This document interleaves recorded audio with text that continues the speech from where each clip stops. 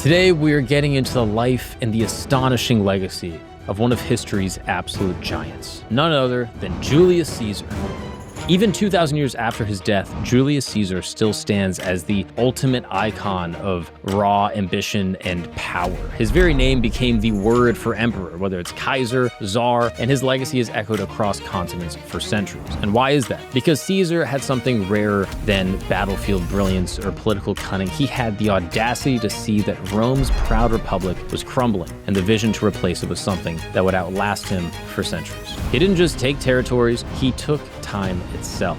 Through his conquests and reforms and ruthless determination, he crossed the line from a man to a god. In a world where rulers come and go like waves, Caesar remains that rare reminder that some people don't just write history, they become it. So, join me as we dive into the life of Julius Caesar and sit back, relax, and welcome to History Camp.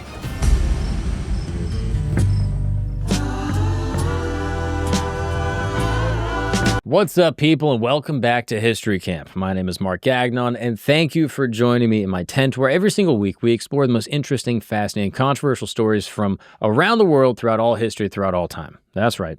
The craziest people from history, the craziest events, all of that and more gets discussed right here in this very tent. As always, I'm joined by my dear friend Christos. What's up, dude? What's going on? All right, so we are going to talk about this man, Julius Caesar. You probably heard the name, Et tu, Brutus. He got stabbed in the back, but we would be remiss to think that Caesar's legacy ended there, that that's the only thing you know him for. Well, get ready, think again. I mean, he's been written about by scholars, Shakespeare himself. I mean, everyone from across time wants to know about the man and the myth. So where do we start? How about Rome?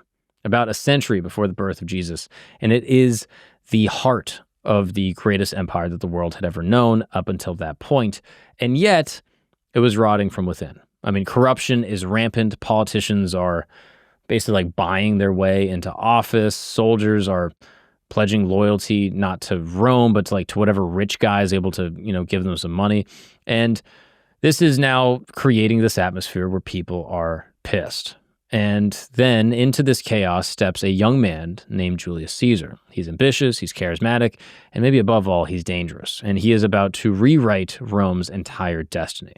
Now, there is so much internal decay in Rome that it almost created a vacuum for someone like Caesar to rise. The system was kind of begging for like a strong man in a way, right? Almost waiting for someone powerful enough to reshape it, and maybe someone ruthless enough to actually have the balls to do it.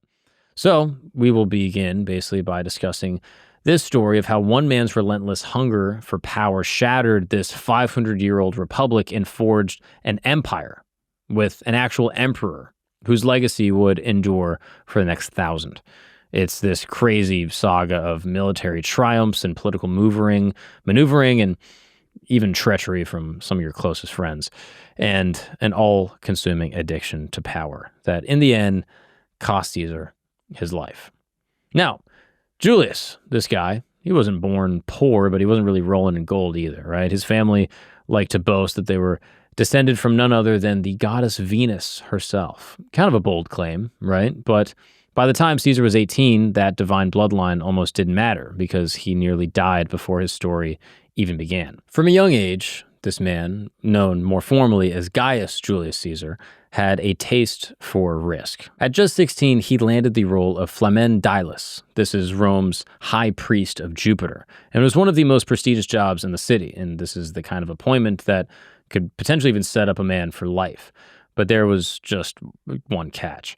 The position came with suffocating rules. He couldn't leave Rome, he couldn't look at a corpse, and he couldn't touch iron. So for a boy with a lot of big ambitions, this was not really a title so much as it was like golden handcuffs, right? And then came Sulla, this ruthless dictator with a taste for political bloodletting. Imagine like Stalin, but like with swords in ancient Rome. Now, Sulla kept proscriptions. This is basically like a public kill list of people he wanted to eradicate from history. And when your name went up, your life expectancy could be measured in just a few hours. Now, Caesar's name made the list. Why? Because his family had ties to Sulla's sworn enemies. That was enough. Overnight, this guy, Sulla, basically stripped him of his priesthood and his inheritance and even his wife's dowry. And in a single stroke, this young priest became this penniless fugitive. Now, most teenagers in this position would have fled into the shadows or left Rome and gone to some nearby town and laid low, but not Caesar. He walked straight up to Sulla's supporters, these like hardened, tough men who made a living by killing people, and he talked his way out of execution. No bribes. I mean, he had no money, no weapons. He had none. Just pure charm and razor-sharp persuasion. And in the end, Sulla relented, but not without a warning to his allies. He says, "Watch out for that boy. There are many Mariuses in him." Now, Marius, of course, was Sulla's greatest enemy, and Sulla, it turns out, was dead right to be worried. Now, this brush with death and, sort of political persecution branded a lesson deep into Caesar's mind.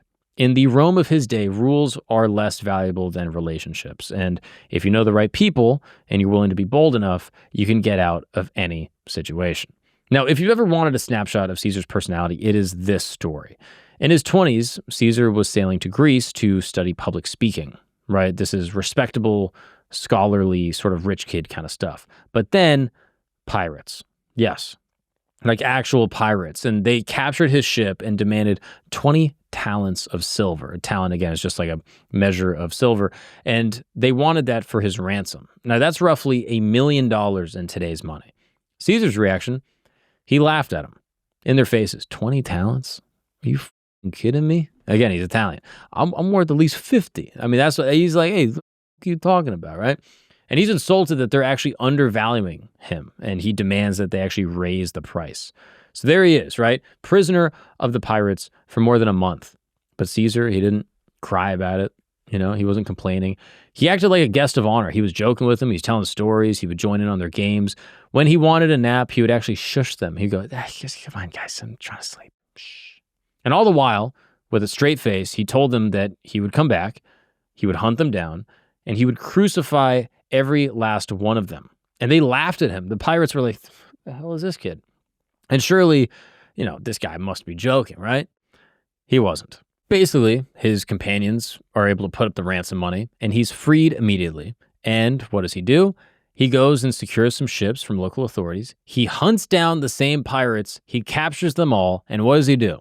Julius Caesar, man of his word. Every single one was crucified. Though in a gesture of mercy, he ordered that their throats were slit first so that they would die quicker. That is Julius Caesar. If there's any story that can summarize who this guy was, he's charming, just remarkably confident, and relentless when it comes to keeping a promise. But Caesar's ambitions were far too big for, just pirate hunting. Soon, his eyes turned towards the most dangerous game of all, and that's politics.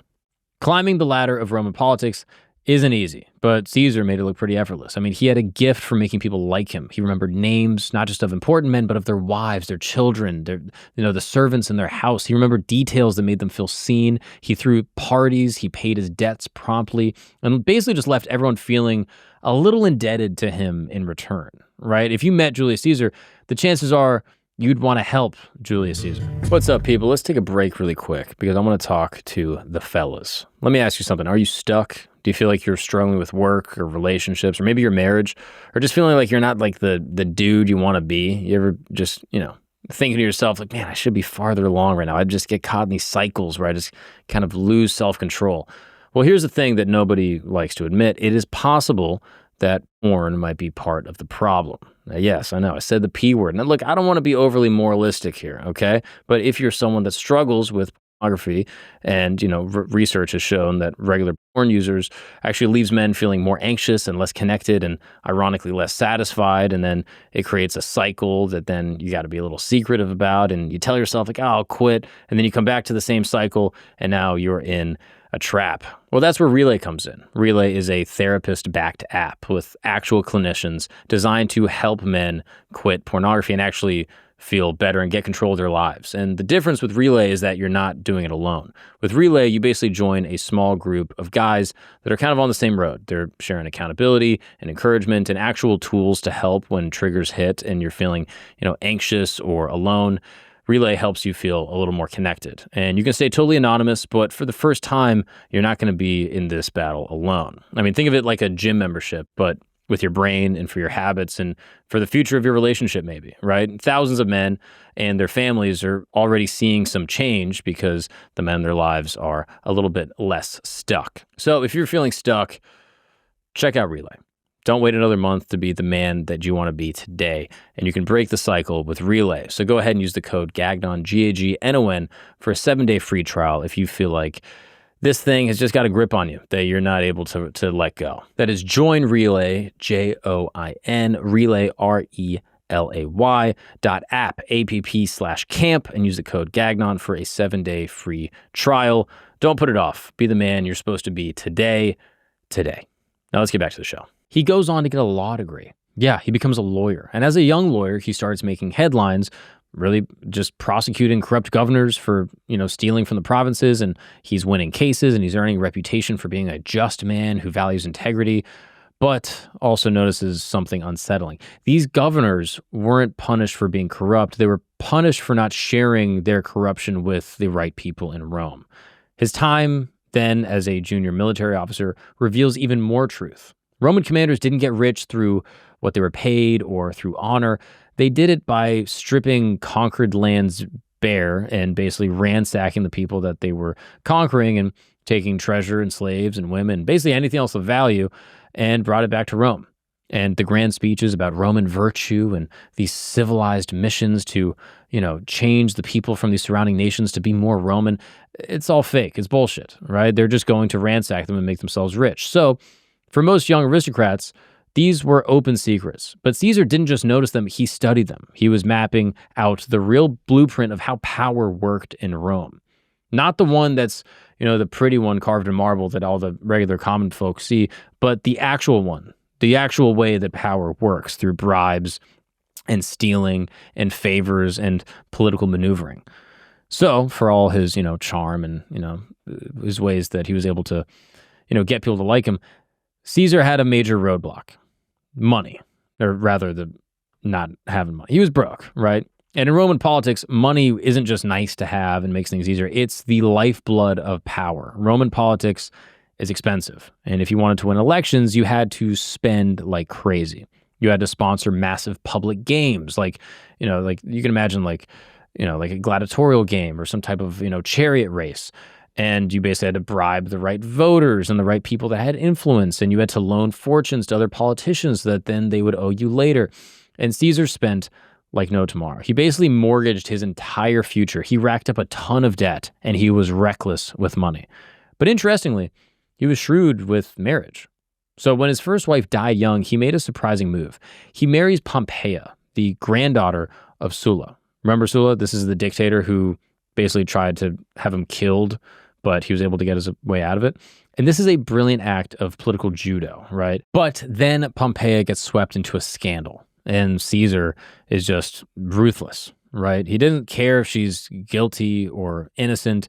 He basically just says, Caesar's wife must be above suspicion, and he divorces her on the spot. Again, for Caesar, it's all about appearance. This whole ride or die bullshit, he doesn't believe it. He goes, look, if you're wrapped up in something, I'm not standing by you. You're out. Bring him on. And he brings in the next one. And his next match, which is a woman named Calpurnia, and she is the daughter of a powerful senator. Again, it's not about love. It's transactional. It's all about the alliance and consolidating power within the elite. And in Caesar's Rome, marriage was just another weapon in the arsenal of ambition. Still, even strategic marriages can't solve his debt problem, right? Caesar needed a lot of money. And even more than money, he needs a big play, like an actual power play, an alliance that is unbreakable. And this is where we get Pompey the Great, Rome's most celebrated general. This is a man who crushed enemies from Spain to the Middle East and cleared the Mediterranean of pirates. And Marcus Licinius Crassus, arguably the richest man alive. This was a tycoon who built his fortune through property and slave trading and lending money at, insane interest rates. These two men were rivals, okay? They didn't trust each other, but Caesar, with his ability to kind of, schmooze and, say the right things, brokered a secret alliance. Pompey would get land grants for his veterans. Crassus would get laws favoring his business empire. And Caesar, he'd get their backing to win the consulship. This is the highest elected office in Rome. To seal the deal, Caesar married off his own daughter, Julia, to Pompey, this famous general. And despite their vast age difference, he agreed to the marriage. Now, the three men then formed what history calls the First Triumvirate. But in reality, it was less of like a formal alliance and more just kind of like a private cartel, right? Basically, three men that started dividing up the Roman world for their own gain, right? You can see how this works. You have the military general that's respected by the people. You have Julius Caesar, maybe the greatest politician the world had ever seen, that's able to say the right things and make people feel good. And then, obviously, you have Crassus, the rich, wealthy tycoon that has all the money. And the three of them are able to come together and basically form like an Illuminati, you know? So when Caesar finally reaches this consulship, he's officially the consul. He didn't just bend the rules. He basically just tosses them all aside. His co-consul, this stiff traditionalist named Bibulus, tried to block Caesar's legislation with the usual Senate procedures. Caesar's answer, just street politics. One day in the Forum, the place, where all the politicians and the people sort of gather, his supporters dumped an actual basket of garbage over Bibulus's head and chased him out. Humiliated, Bibulus largely withdrew from public life for the rest of the year and kind of just issued written proclamations that largely went ignored. And before long, Rome was joking that the year should be remembered not as the consulship of Caesar and Bibulus, but as the consulship of Julius and Caesar. Everyone knew who was really in charge and who was actually running the show. So now, freed from any type of opposition or sharing of power, Caesar passed a flurry of popular reforms, redistributing land to ordinary citizens and creating jobs and even, more formal land reforms about who can get land. And he even forgave some debts and gave citizenship to select communities. And these are real solutions to real problems. But the way he did it was just as revolutionary as the laws themselves. Instead of actually going through the Senate, Caesar bypassed it entirely and took his proposals straight to the popular assembly. And it was perfectly legal under Roman law. It was just not done. It was seen as improper or, not politically savvy. For nearly 4 centuries, the Senate had been the gatekeeper of power. And, it was all of these politicians gathering collectively to then decide things. And Caesar basically kicked down the gate. The old guard, the aristocracy, was pissed. But what could they do? Caesar had the people in his corner. Pompey's battle-hardened veterans and the troops were basically behind him, and Crassus had, this fortune-fueling machine and all the wealth that he needed. And now, with his year as consul ending, Caesar was about to acquire something that would make him far more dangerous than any law or alliance could ever: his own army. Loyal to not just Rome, but personally loyal to Caesar. Now, when Caesar wrapped up his term as consul, he landed what seemed to be like a comfortable next step, right? The Governor of Gaul. Now, this was a vast region that covers like France and Belgium and parts of Germany and Switzerland. And on paper, it was the perfect gig, right? Because as the senator or the Governor of Gaul, you can collect taxes and you settle some disputes, and maybe there's like a skirmish or like a little rebellion you got to stop. But you're also able to quietly use the profits to chip away at his mountain of debt that he had to get into in order to become consul in the first place. But Caesar didn't do anything quietly. Instead, he turned Gaul into the stage for the most amazing military campaign Rome had ever seen. So for the next 8 years, he was in constant motion, fighting and marching and building and conquering until he controlled a territory larger than modern-day France. And Caesar didn't just attack tribes randomly. He had a gift for turning defense into offense. And it started really with the Helvetii. Now, the Helvetii was basically a migrating tribe. They tried to cross Roman lands, and Caesar crushed them so thoroughly that he could claim he was staying in Gaul to protect other tribes from these similar threats. Those tribes, in turn, asked for help against their enemies, which conveniently meant conquering more territory. You see what's happening? Each victory justifies the next. So he's able to go in, he finds this tribe, crushes them, and says, hey, I'm here to protect everyone. And then everyone's like, oh, well, we need protection. What about these guys? And he goes over there and gets these guys. And he's doing it all at the behest of the people in Gaul. Now, Caesar was just piling up land, and with land, some loot, and the most loyal army Rome had ever seen. And this loyalty wasn't an accident. Caesar fought alongside his men. He shared their danger. He remembered their names. All the things that made him a great politician also made him a great military strategist. And he also made sure that all of his men also grew rich from the plunder. More than that, he respected them, right? And he delivered victory after victory, so everyone was happy. And over time, his legions stopped primarily fighting for Rome and the Senate and started fighting fiercely and devoutly for him. And beyond loyalty, he was also just brilliant with, military strategy. Caesar wasn't just winning battles, he was like rewriting what military strategy was. He engineered a fully functional bridge across the Rhine River in just 10 days. I mean, a feat that typically would have taken months. He invented new siege tactics to capture supposedly unconquerable cities. I mean, rivers, mountains, going through terrain that most people think were just impossible. Caesar found a way. And by the time his campaigns were over, Caesar wasn't just the governor of Gaul. He was the most feared and celebrated commander in the Roman world.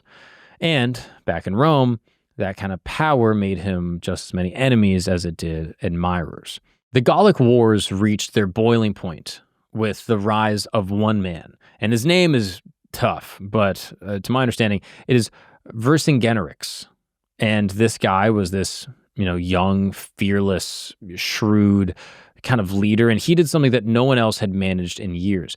He united most of Gaul against Rome, and Caesar couldn't have asked for a better enemy, because this guy wasn't reckless. You see, Vercingetorix was clever. He refused to fight Caesar in open battle, knowing that the Roman legions would crush them. So instead, he struck at the supply lines and he burned crops to try to starve out the Romans. And he used these fast, sort of brutal, like modern day, almost guerrilla style warfare tactics to raid the, Caesar's troops and basically just keep them off balance. And for a while it was working.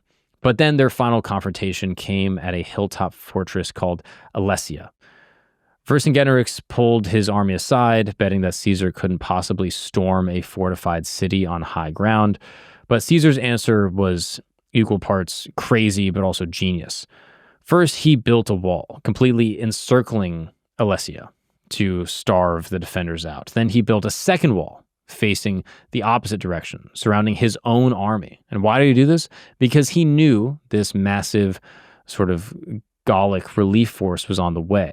He intended to fight two battles at once, against the enemy inside the city and then the enemy coming from the outside.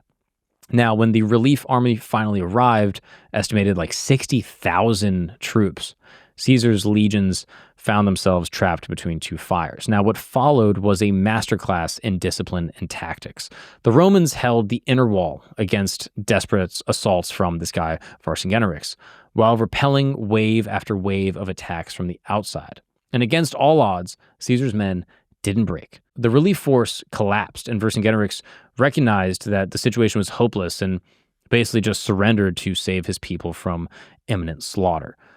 With that, the last major resistance in Gaul crumbled.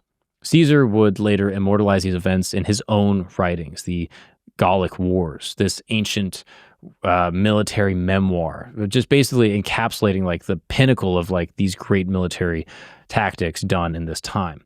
It's written in the third person, like Caesar did this, Caesar did that, and it turned him into, instead of like a figure, like almost like just like a legend. Like it wasn't like a man bragging about victories, and more just like this mythic conqueror that was able to do, the unthinkable.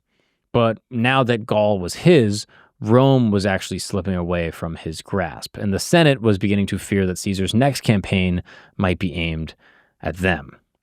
Now, while Caesar was finishing his conquest of Gaul, trouble flared in the east. You see, King Pharnaces II of Pontus, the son of Rome's old nemesis Mithridates, saw his chance. With Rome distracted, he tried to claw back his father's lost territories. Now, Caesar's response was just pure Caesar, right? He didn't hesitate. There's no drawn-out campaign or strategy, He just marched his troops, just like legions of thousands of men, hundreds and thousands of miles from Gaul to Asia Minor, basically crushed Pharnaces at a battle known as Zela and ended the war in 5 days. His report to the Senate came in just 3 words. You probably heard of them. Veni, vidi, vici.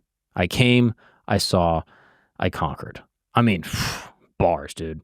Imagine that. You just conquer Gaul. And all of a sudden you hear that there's a dude trying to get some land back in the east. You're like, all right, let's walk over that way, smack this dude in the face, and then tell the good old folks back in Rome, hey, I showed up, saw what I needed to do, and I conquered this bitch. It's like the perfect Caesar soundbite, right? It is, the message is basically what they did. It's swift, it's decisive, and it's just swagged out, right? But it's also deliberate propaganda.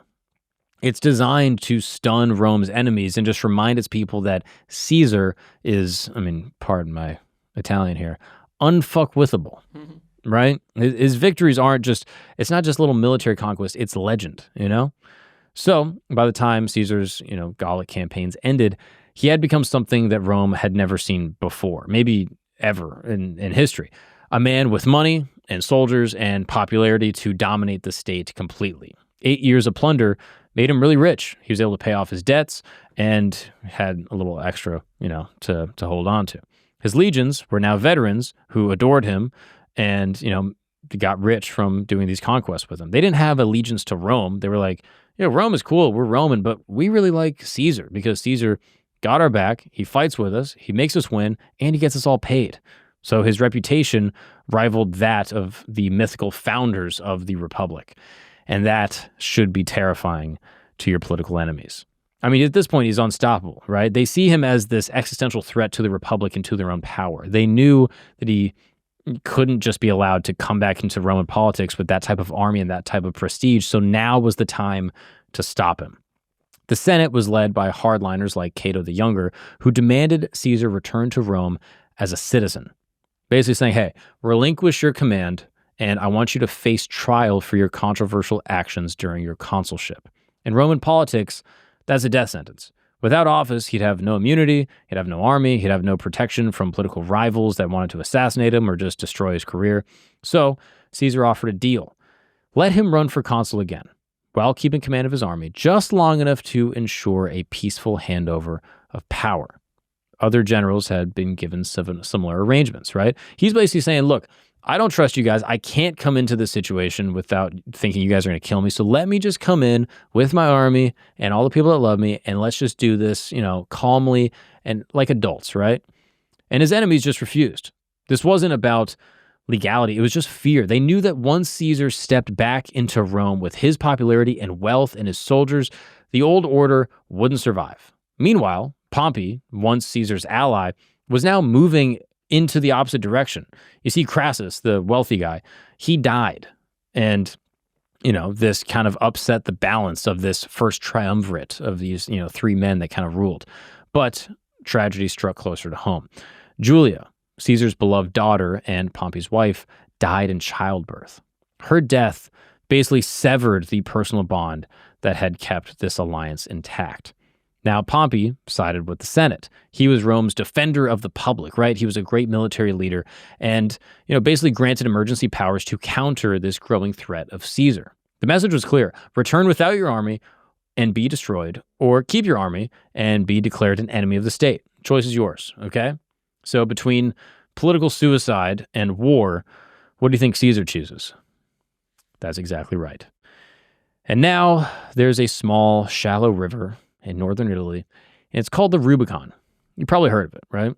It's not a particularly large river, geographically, it's not that impressive, but symbolically, it is one of the most important rivers in existence. It marks the legal boundary between Caesar's province of Gaul and Italy itself. In Roman law, it's a line you never cross with an army. Doing so is the point of no return, right? If you come across the Rubicon with your army, I don't care who you are declaring war on Rome and the Roman people. And what does Caesar do?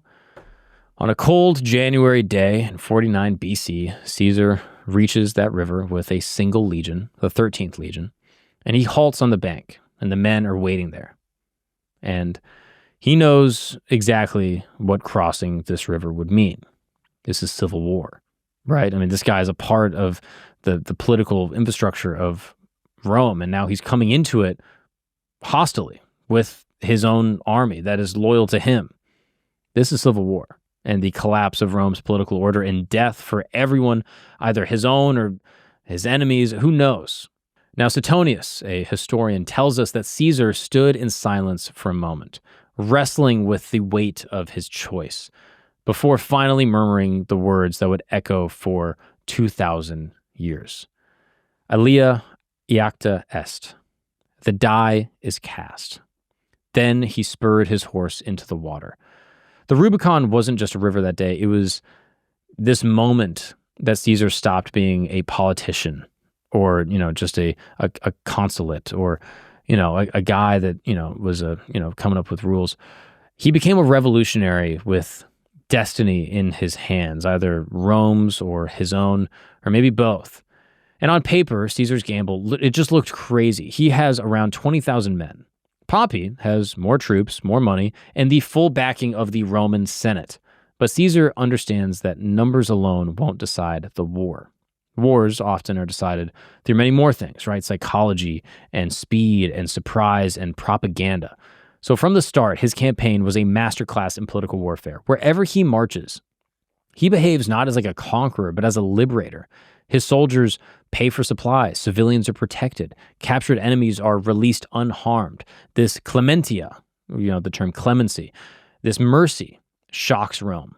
Where civil wars, historically have been brutal and bloody and vengeful, Caesar's coming in almost looking like, just like, hey, this guy's trying to help us. Meanwhile, Pompey makes a critical error, this misstep that would define the entire conflict. Instead of defending Rome, Pompey and the Senate panic and they abandon the city. They go south, intending to regroup and, raise their forces maybe in the south or the east, and let's just figure out what's going on. So to the public, it looked less like strategy, more like panic. And this move by the Senate allows Caesar just to walk into Rome. And when Caesar enters the city, he does it respectfully, observing every religious and legal formality. And he presents himself not as this usurper or a dictator that's trying to kill everyone, but as a lawful defender of the Republic. And the optics are perfect.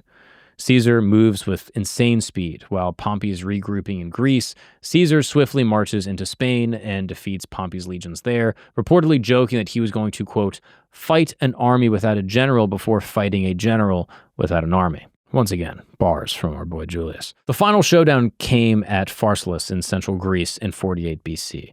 Pompey's army outnumbers Caesar's, but Caesar's veterans are quicker and they're sharper and they're smarter and they're more disciplined and they're more loyal. They believe in Caesar more than any of Pompey's men believe in him. And in the heat of battle, Caesar springs a surprise, concealing a fourth line of infantry behind his cavalry to blunt Pompey's horsemen. And this tactic works. His army collapses. The General Pompey flees without any of his men, leaving his soldiers to be cut down without him, and Caesar's gamble at the Rubicon has officially paid off. He is now the undisputed master of Rome. But there's one thing. Pompey is still alive. Now, Pompey is chased, and this chase basically finds its way to Egypt. Pompey, once Rome's greatest general, literally someone that was in an alliance with Julius Caesar, married to Julius Caesar's daughter, arrives seeking refuge with the young pharaoh Ptolemy XIII. But this boy king Ptolemy, eager to impress Caesar, makes a fatal miscalculation. He has Pompey murdered before Caesar even arrives.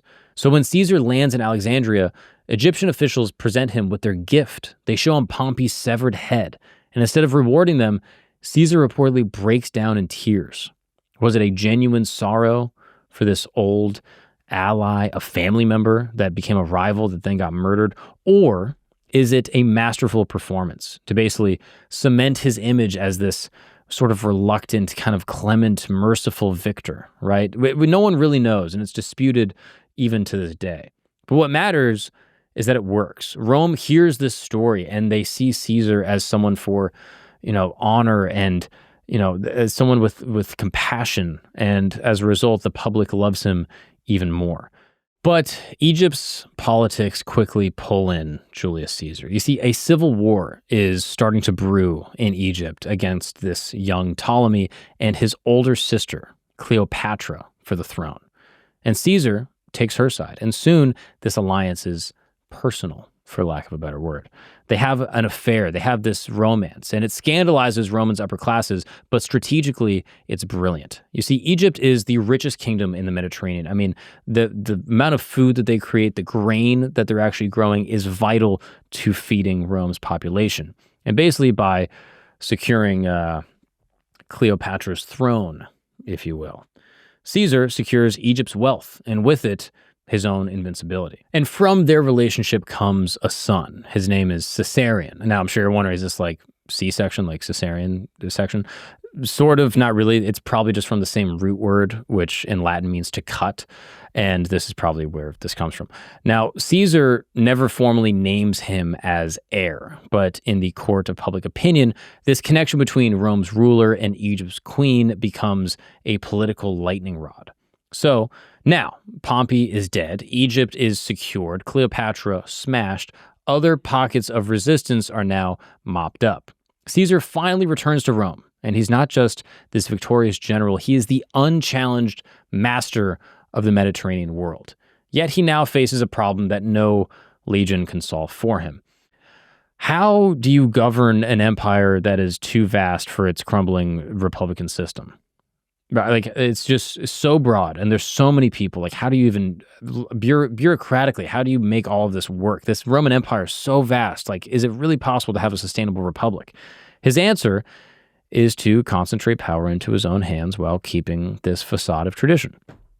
Right? I mean, it's a interesting idea. He takes the title of dictator, a legitimate Roman office, which is used typically in emergency situations, but he keeps it far beyond the 6-month emergency limit. In his hands, the role becomes something entirely new. He had himself appointed dictator repeatedly for 10 years, and then finally dictator perpetuo, which is, perpetual dictator, the dictator for life. Coming from this root word to declare, it is a declarative sort of authoritarian position. I am the one that has all of the power. It's consolidated into me. And he uses his powers to push through major reforms. I mean, he fixes notoriously chaotic Roman calendars with the Julian calendar, a system so accurate that we still use a version of it to this very day. He launches massive building projects and gives jobs to thousands. He extends Roman citizenship to people in Gaul and Spain, turning conquered enemies into full-on Roman citizens. But with power comes a lot of problems. Caesar starts accepting honors that look alarmingly like kingship. And again, you got to understand, Romans at this time are a republic, and they don't want a king. They've already left the, monarchical Rome behind them. But now he has a golden chair in the Senate and statues among the gods, and art of Caesar is starting to resemble like the actual gods that they worship. And now he's wearing this triumphal robe whenever he pleases. And to people who had driven out their last king 5 centuries earlier, this feels like the ghost of monarchy coming back. But this is not going to be monarchy. This is going to be something completely different. And more crazy, he disbands his personal bodyguards. I mean, Caesar, throughout this entire military campaign, has personal protection, people that are protecting him because, obviously, he's in war. And either out of confidence or acceptance that no guards can truly protect him, he disbands them. And his health also in this time starts to falter. It's said that he has epileptic seizures that are becoming more and more frequent, and he's starting to grow superstitious, reading omens and consulting with, clairvoyants and fortune tellers. And perhaps most dangerous of all, he forgave men who had fought bitterly against him in civil war, men like Brutus and Cassius, and even welcomed them back into the Senate. Right? It sounds noble. It's almost godlike. But the men that he forgave have long memories, and they may smile in the Senate, but in their hearts, they're pissed. The core figures were 2 respected senators, Marcus Brutus and Gaius Cassius, meeting in sort of whispery sort of conversations kind of on the fringes. And Brutus was no ordinary politician. He descended from a man, Lucius Junius Brutus, who 5 centuries earlier helped overthrow Rome's last king, Tarquinius Superbus. Now, just picture that, okay? This guy Brutus is literally the descendant of Lucius Junius Brutus, who overthrew the king. Now, that legacy is weighing on him, and he's thinking about this, and he felt a personal duty to defend the republic from this tyranny, from a person coming in declaring themselves dictator for life. And Cassius was this battle-hardened commander and brought the kind of cold, practical skill needed for a dangerous plot. I mean, it feels almost like prophetic. It feels like it's like too crazy to even be real, but it is. These guys are not necessarily, crazy radicals. They saw themselves as patriots. In their mind, killing Caesar isn't murder. It is the last desperate defense of the Republic from becoming a monarchy or an empire with an emperor that is literally God. And they're not alone. By the time the plot is fully formed, over 60 senators are in on it. The breaking point comes with news of Caesar's next campaign. He plans to leave Rome for 3 years to conquer Parthia, avenge Crassus's humiliating defeat, and return in even greater glory, right? To the conspirators, the meaning is clear. If Caesar leaves as the Republic's ruler, he'll return as a god king that can never be opposed, ever. But for all their planning, they make a mistake. They know how to kill Caesar, but they have no plan for what actually comes after. They seem to think that the Republic will just snap back into place and that everything will just go back to normal, as if the last decades of civil war and, political chaos and his sweeping reforms never happened.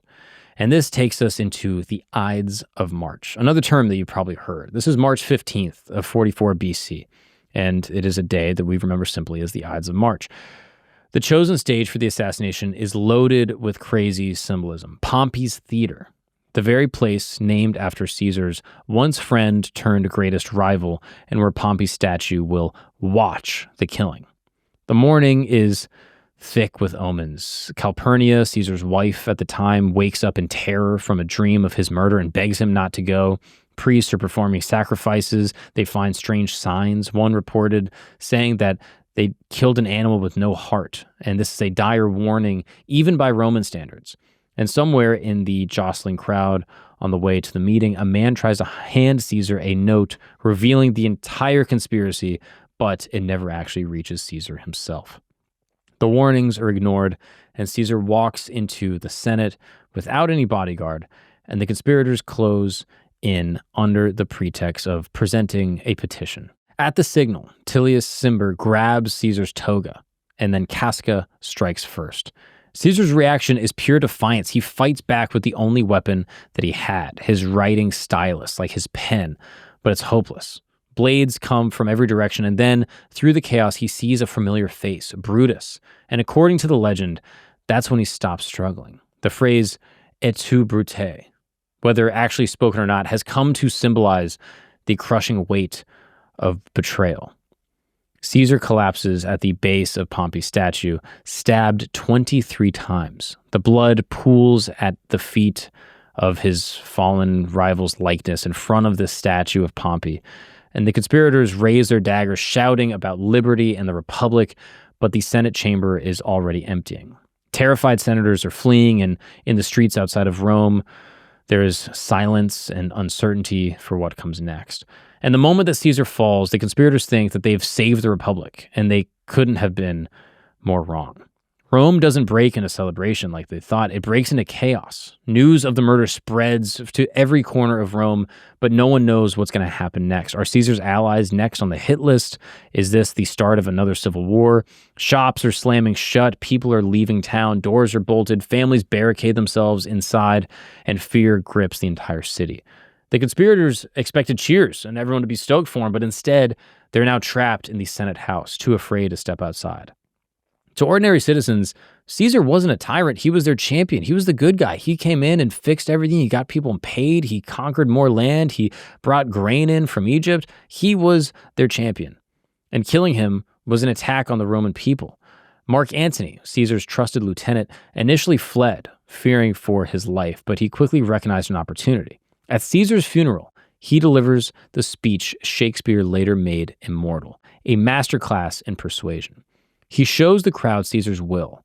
It leaves his gardens to the people of Rome and the money for every single citizen, and then grief turns into rage.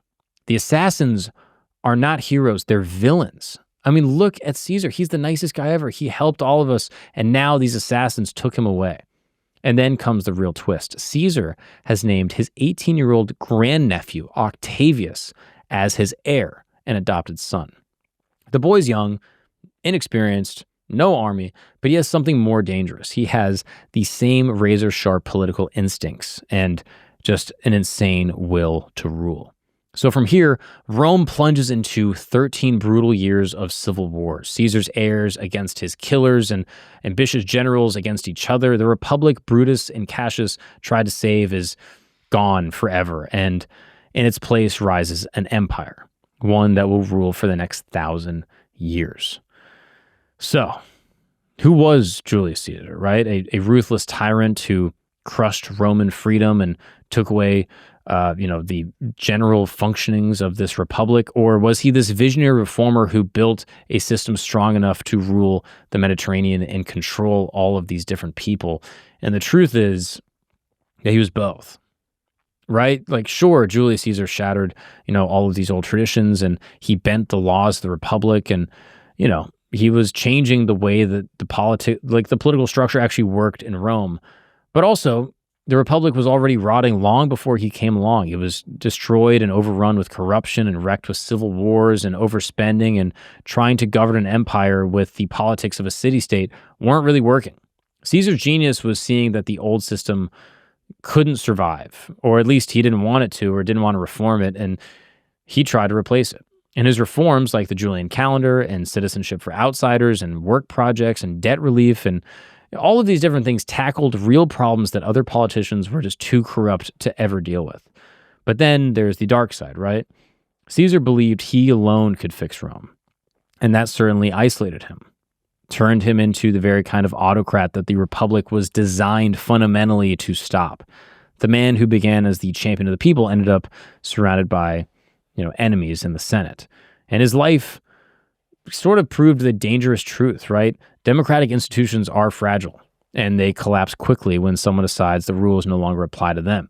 And this republic had stood for 500 years, and one man with military brilliance and political savvy and a ton of ambition brought it down. I mean, his very name, like I said, is the title across cultures. Kaiser and Czar all stem from this man, Julius Caesar. And his story is a warning etched into history about how the promise of strong leadership can inspire many and potentially destroy those who actually attain it. So this boy who barely escaped Sulla's purge became the man whose death sealed the Republic's fate. The general who conquered Gaul, gave future emperors the tool to dominate the known world, also was met by the very people he trusted and killed. And that's the greatest irony of Caesar. He's one of history's most successful failures in a way, right? He claimed to serve the Republic, but instead replaced it forever. And in the end, he got exactly what he wanted: immortality, just not in the way that he ever imagined. And that, ladies and gentlemen, is the life of Julius Caesar. I mean, truly a fascinating guy. I mean, holy dude, he was clapping Cleopatra, he conquered Gaul, he came back, crossed the Rubicon, conquered Pompey, a friend that then became an enemy. I mean, the guy did it all.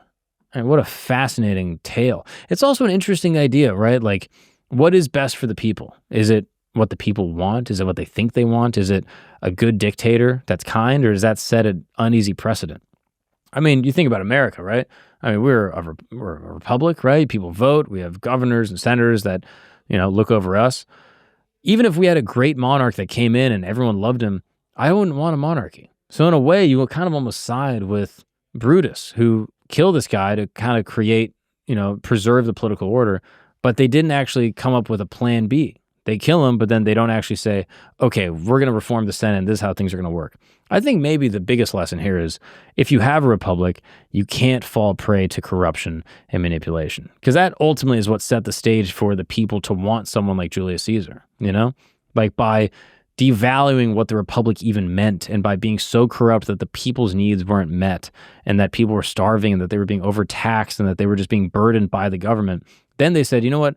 F the government, we'll take whatever else you got. And then you have a great king that comes along and just usurps the entire thing and then sends it into, dictatorship for the next however many 100 years. I think that is the most important lesson, that if you are running a republic, you got to take care of the people. You can't lose sight of what the purpose of the republic is, which is to help the people you are set to govern. And it's a tough job, but someone's got to do it. Christos, what do you think? What do you think? Caesar, better ruler or better salad? Oh, I would say better haircut. Oh. Right? Shout out to all my Mexicans that are listening. No, I think he's probably better. Where does the Caesar salad come from? Can you find that out real quick? I think, from what I remember, it's because Julius Caesar didn't like tomatoes. There's no way that's what it is. I refuse to believe that. Did you just make that up, or are you being serious? No, I've heard that before. There's no way, dude. I bet you it's from like Caesar's Casino or some shit. There's no way that that's actually what it is. We got anything? It was invented in Tijuana, Mexico in 1924 by Italian-American restaurateur Cesar Gardini. It was invented by Cesar Gardini. I mean, see, the Mexicans are the real Caesars. You know what I mean? They got the Caesar haircut, Caesar salad. The Italians are the only ones with one Caesar, you know, Julius or whatever. Also, if anyone wants to learn more about this kind of stuff, we had an interview with Richard Teverson on the main channel. Yes. We'll link that in the description. And also Dr. Manning, our good friend, Dr. Joe Manning. We got a bunch of episodes on Hellenistic, sort of Roman, Greek history. And if you want to check those out, we will link them in the description below. Thank you guys so much for tuning into another episode of History Camp. Once again, this is my attempt to understand everything that's ever happened ever, to understand what's going to happen one day. So join me on the ride, hit the subscribe button, and we will see you guys next week for another titillating episode on history. Thank you guys so much, and I will see you in the future to talk about the past. Peace. Here is a bulletin. In a secret CIA facility, doctors administered mysterious substances to unwitting Americans. Their goal? Mind control. The year was 1973, and as agents frantically burned thousands of documents, Project MK Ultra's darkest secrets nearly vanished into smoke. Now step back to Friday the 13th, 1314. The Grand Master of history's most powerful military order kneels before the flames. As the fire rises, Jacques de Molay, last leader of the Knights Templar, utters a curse so chilling that when both the French king and Pope die within the year, whispers of dark prophecy spread across Europe. Now, these aren't crazy conspiracy theories or something you read in, some fan fiction. These are real historical events you'll discover in Today in History, the newsletter that uncovers the strange, shocking, and sublime moments that shape our world. Get your daily dose of mind-bending history, scan the QR code, or click the link below to join Today in History.